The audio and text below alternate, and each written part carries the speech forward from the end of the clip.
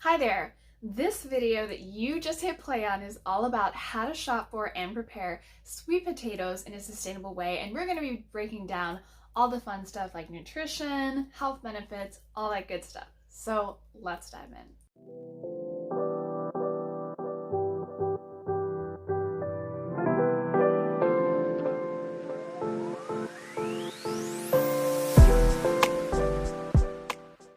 My name is Sabrina from livestylishandsustainable.com and the Stylish and Sustainable podcast. By the end of today's video, you are going to know how to prepare sweet potatoes. I love sweet potatoes. They're such a great winter vegetable, so warm and so sweet. We're going to be talking about nutrition, how to prep, how to prepare, and how to source sustainably sweet potatoes. It's a really fantastic thing to eat seasonal vegetables because there's a higher nutrition content and it's better for you and the planet. So let's learn about sweet potatoes. Okay, the first question I always like to cover in this video is why would someone want to eat sweet potatoes? And I think one defining factor of why someone would eat something are the health benefits of it. So sweet potatoes are packed with antioxidants. They promote a healthy immune system, help your skin and bones and your hair to be really healthy, and they're filled with beta carotene, which is similar to what you would find in carrots, which is good for healthy vision.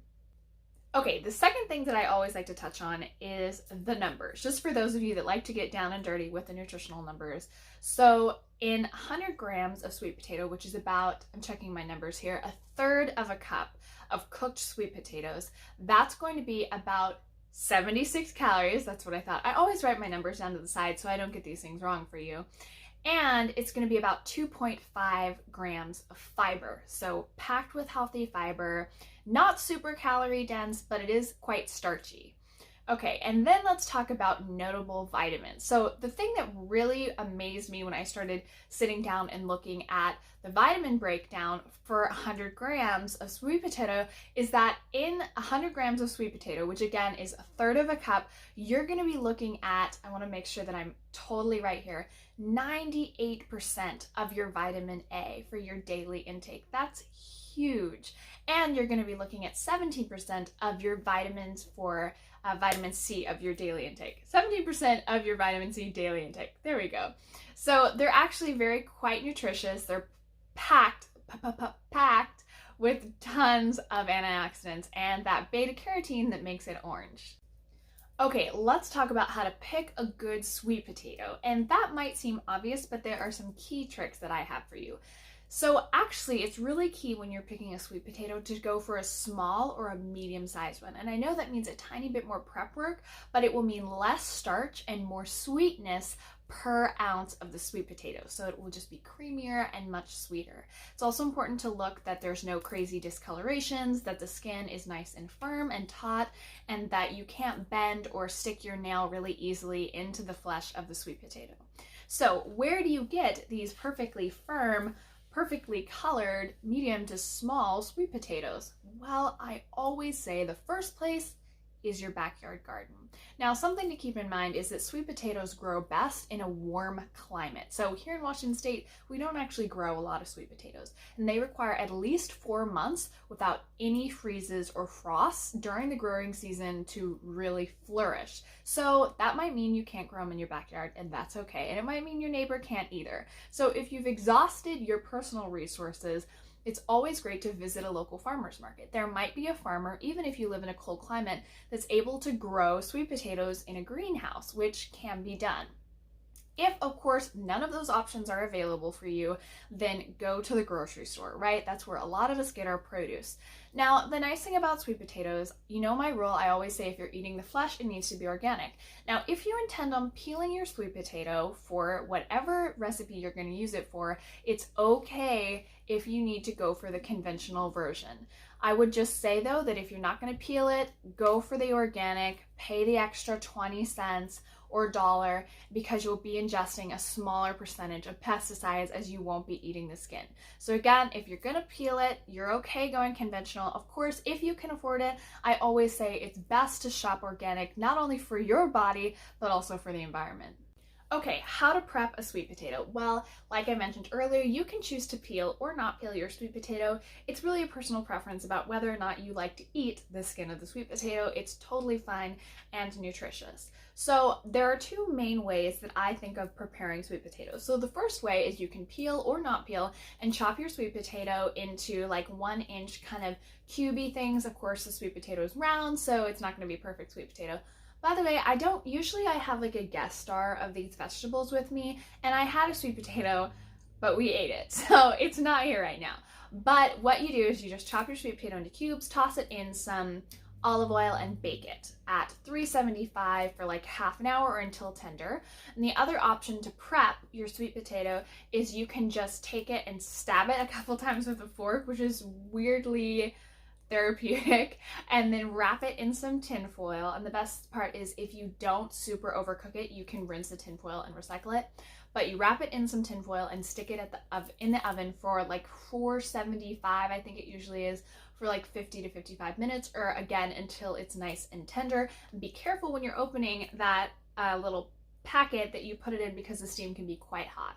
So those are the two ways you can peel and chop, or just stab it and stick it in the oven. And then let's talk about what to do with your cooked sweet potato once it's all ready. So obviously, if you're making a whole baked sweet potato, you can top it with your favorite ingredients. That might mean butter, that might mean olive oil, it could be salt and pepper with paprika, it could mean something a little sweeter like drizzled with maple syrup or honey. There's a million different ways that you can go with that. If you're doing the baked chopped sweet potato, which I love to do almost weekly as something that you can just add in bowls throughout the week, it's, like I said, really great to have it just as an add-in for like a veggie bowl with kale and your grain of choice and whatever homemade sauce you like to put on your bowls. Another thing I really love to do is take some of that baked sweet potato with some chickpeas and a little bit of kale and saute it, and then serve it with a sunny side up or a fried egg on top. So yummy. Oh my gosh, it's freaking delicious and a very nutritionally packed meal. If you want to learn about how to prep and prepare and store kale for the best bang for your buck, go watch my video about how to source, prep, and prepare kale, of course with all the nutritional breakdowns as well for kale in that video. One of my favorite sweet potato tips is if you have a bit of a sweet tooth, what you can do is you can throw your baked sweet potato, preferably you're going to want to use one that's been peeled, chopped, and not had any salt or pepper on it, and throw that guy in the blender with a little bit of full-fat coconut milk, maple syrup, and cinnamon, nutmeg, and maybe some pumpkin pie spice, and you can just eat it. It's blended. It's so yummy, especially warm in the winter time if you want something sweet, but you don't want anything cold like a smoothie. It's a really, really delicious option. Do you eat sweet potatoes a lot? One of my favorite things about these videos is that it gives us all an opportunity to just share our favorite healthy recipes with the different vegetables that we're talking about each week. So if you love sweet potatoes and you have a recipe you love, be sure to comment below with your favorite recipe, send a link to that recipe in your comment, and just tell us about what your favorite way to cook sweet potatoes is. Again, as I mentioned earlier, if you want to learn more about how to prepare kale so you can make that delicious kind of breakfast lunch dish with a fried egg, sweet potatoes, and chickpeas, go watch my video about kale. Let me know if you like this video by liking it, and be sure, of course, to hit the subscribe button and hit the bell notifications to know when new videos come out every week. We talk about healthy and sustainable living here on SNS, and it's lots of great free content and tips. If you're looking to live a healthier life, I am actually a certified nutritional health coach. So what I do is I take women that are stressed and exhausted and that are struggling to maintain healthy habits throughout their day, also as a meditation and yoga instructor, and I teach them how to live healthier, more fulfilling, rewarding, self-care, enriched lives. So if you want to do a free consultation with me, I would love to chat one-on-one with you, and you can head to the link below to have a free health consultation with me. If you're not quite there yet and you're like, I'm not sure that I need to speak with a health coach or that I want to talk to Sabrina one-on-one, I also have a free health map that's a downloadable guide that you can get at the website or at the link below. So just head to the link below below for your free downloadable health map. It's a great exercise that prompts a little self-reflection, and then you create for yourself a couple 5 SMART goals that will lead you to achieving your health goals, which is really exciting. Thanks so much for tuning in with me today. Be sure to check out all the other videos on the channel, and I will see you next week. Namaste.